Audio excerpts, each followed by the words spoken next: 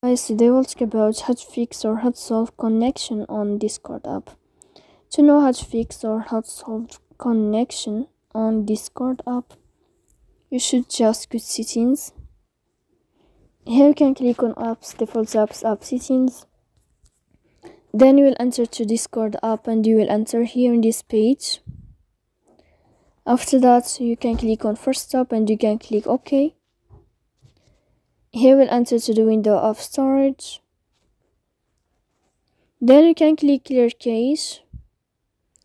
Don't click clear data because that can cause the errors in your app.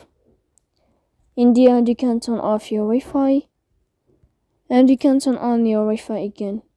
So please don't forget to support us by like and subscribe.